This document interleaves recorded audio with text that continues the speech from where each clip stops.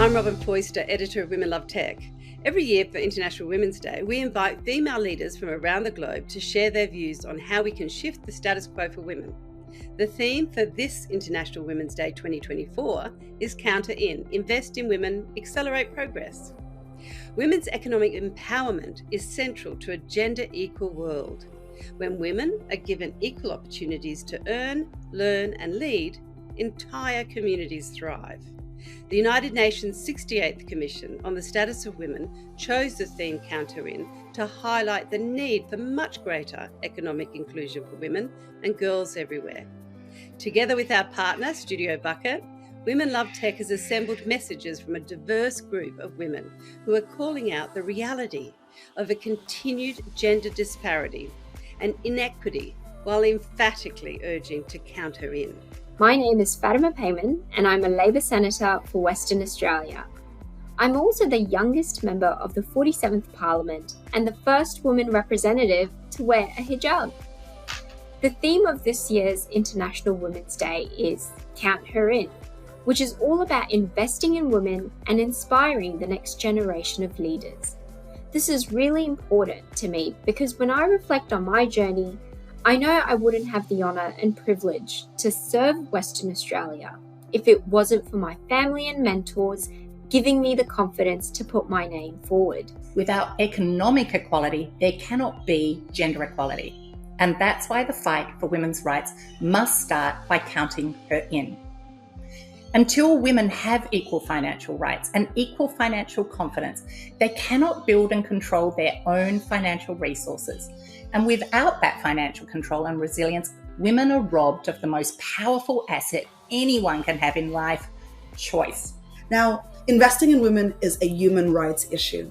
That's the clear statement made by the United Nations this year when they declared the theme for International Women's Day, Invest in Women. So pivotal is the need for equitable access to resources in our pursuit to end poverty and to empower women that of all the things that are impeding women's rights, they chose this one. They have asked us at an individual and collective level and as nations to focus our attention on how to better drive investments to female-owned businesses. It's about enabling all women, regardless of race, age, physical ability, affluence, or appearance, to belong. When we count her in, we're talking about in education, in the workforce, financially, in leadership. We're also igniting, not just for one woman, we're igniting societal change where these ripples can create generational shifts that can break cycles of oppression, poverty and abuse. Diversity is about getting an invitation to a party and inclusion is being asked to dance. That's the quote from Bernays Myers at Netflix, and I really love it. In terms of women's seat at the table, this means us being able to have a voice and have influence at tables wherever we are. If we close the global labour force participation gap, where 47% of women versus 72% of men currently work in the formal economy, we could add 28 trillion to global GDP. For perspective, that's roughly the combined size of the United States and Chinese economies. The equitable dispersion of funding is not just detrimental to women, it's impeding global financial performance. As the UN Secretary General emphasises, having more women and girls in science contributes to a better science globally. They bring diversity and a fresh approach to research that benefits everyone. We need to know where the gaps are when it comes to pay, when it comes to positions of power, and when it comes to the all-important influence, particularly in the technology sector and around artificial intelligence, which is shaping the future for us all. Australian women still earn less than men, about $250 a week. Not okay, not progress. Only 10.5% of ASX 200 leaders are women. That's only 1 in 10. Not okay, not progress. Just 0.7%, less than 1%, of all venture capital in Australia goes to businesses 100% founded and led by women. Not okay, not progress. As a relationship expert, I have seen the stark reality of economic difficulties and inequality for women and how it's affected their independence. The statistics in Australia are alarming. What we have are 1 in 6 women are experiencing economic abuse by their intimate partner. We also have women over the age of 55 as the fastest growing demographic experiencing homelessness. Mothers suffer diminished career opportunities, reduced overall lifetime earnings, and impoverished superannuation balances upon retirement. So this is the motherhood penalty. So to support women's economic empowerment, we need to normalise shared care, support parents returning to work, create flexibility in all workplaces and at all levels, and provide universal access to quality childcare. That's what money is. It's a tool that empowers us to live a life of our own choosing, on our own terms and without fear. It's the gift of self-determination. But it's also a gift to the world. The data shows women are better financial citizens. We pay back loans faster, we default less, and gift more to charity. And we're actually even better investors. If we're going to shift behaviours and perceptions that limit investment in women and ensure more equitable wealth generation and distribution, we need more and different people determining the value we place on things and writing new rules for how we govern. My personal journey has taught me that even though the path is challenging, my voice and the voices of countless other Black women deserve to be heard and are crucial in the tapestry of innovation and the resilience of our society. From navigating motherhood to claiming a seat at the business table, we face a unique set of challenges, and yet we rise time and time again. And we really are shaping the world with grit and grace. But if people aren't included to the point where they feel like they belong, then they'll quickly leave that industry. I feel that about my own industry, the media that I worked in for about 35 years, but also a lot of the modern industries around technology and AI.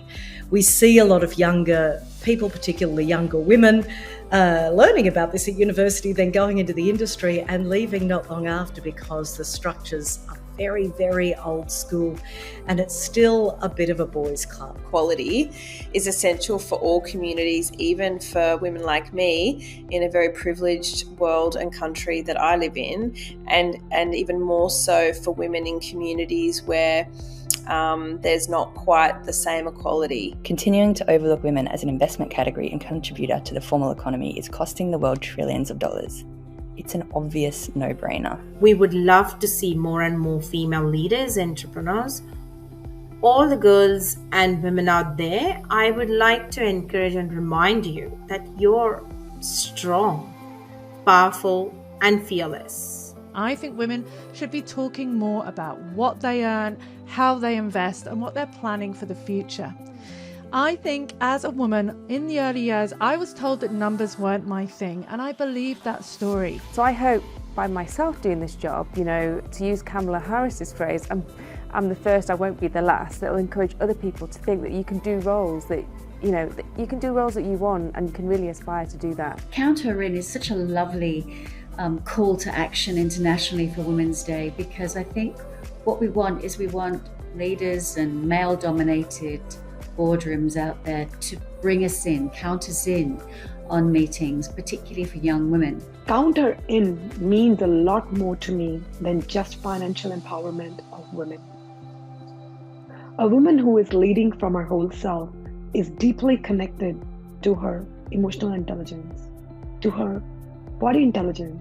If we really want to ensure that we count women in and we address economic disparity, we have to address the gender wellbeing gap. Women cannot achieve peak performance, both at home or at work, if they are chronically stressed and burnt out.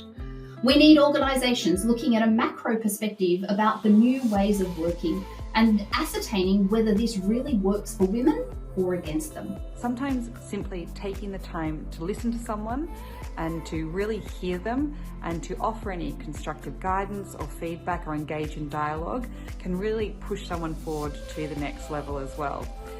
Ask for help. How good does it feel when someone comes to you, treating you like an expert and authority and valuing what you have to say? To me, Count Her In is a powerful reminder not to get complacent about equality. It's about ensuring women and diverse groups feel supported by organisations to strive for economic equality and education surrounding economic empowerment for female employees. I believe equal pay and education are key to this goal. As a mother raising a son, Count Her In reminds me of the importance of instilling in him values of equality, respect, and empathy. I want him to grow up understanding that there are contributions and voices of women that are integral to the fabric of our world, and that he has a responsibility to advocate for gender equality in his own life and beyond. I would like to encourage the young ladies to aim high, dream big, and make it real. Break it through if there is a ceiling. This International Women's Day, I challenge everyone to get uncomfortable. Get up close and personal with the problem. It's all around you.